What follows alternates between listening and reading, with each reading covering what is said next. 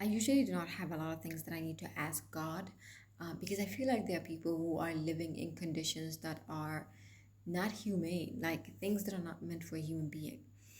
And sometimes I will tell somebody, oh, I stopped asking for things from God because I feel like there are people who have legitimate reasons to ask God for things. If I feel like I can't bear what's happening to me, I can ask God and be like, oh, God, please uh, make this better and stuff like that, right?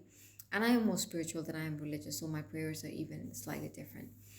But sometimes somebody would just say, you need to ask what you need, and you need to put what you want more than anything else, or put it above everything else. And that always sits wrong with me because I remember bringing up an example when I said I don't usually ask God of things because there is a kid in Gaza who's asking for things, and I just feel like when I have that in my mind, I can ask for things because I feel selfish. I feel like my petty little problems are nothing compared to a child who's living, you know, in a war zone. And something that I've noticed with Muslims is that they have this kind of weird thinking when it comes to Gaza, which is they were meant to suffer. And I hope I'm not the only one who's going to be honest about that kind of thinking.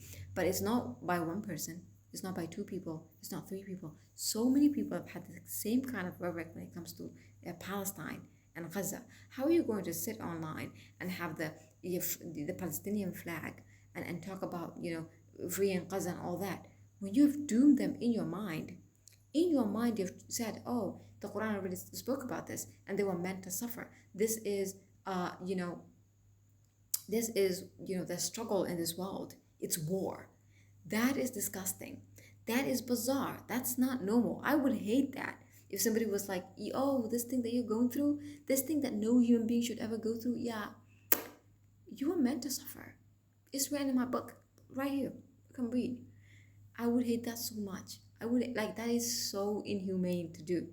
And also, at the same time, like, think about this, right? If I was meant to suffer, would I ever get freedom?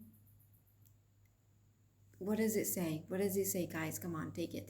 Take the books out. What do they say? Was I ever meant to be free or something?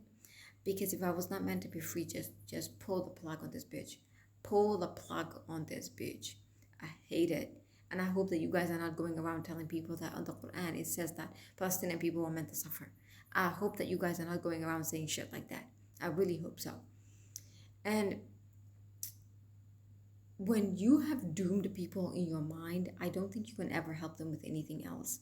Because I'm sure a lot of people like to parrot the saying, the revolution will not be televised. A lot of people like to say that when they're damning technology and tech oligarchs, but it had nothing to do with technology and nothing to do with, the state surveilling its citizens or living in a constant state of surveillance. Actually, the quote just went, television the revolution will not be televised because the first revolution happens in your mind when you damn people, and when you damn them in your mind and you say these people in the Quran, it says that they were meant to suffer, and suffer in the worst human possible way ever. War is not something that is normal to the human psyche. When you say that, you have already limited the ways in which you could have helped them. You have justified, even when you have helped them or when you're giving them limited resource, you have justified it in your mind already. That concerns me, and most importantly, that scares me. You should never say that people were meant to suffer. Nobody is meant to suffer. Nobody is.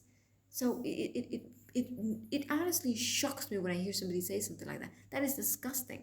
That is inhumane.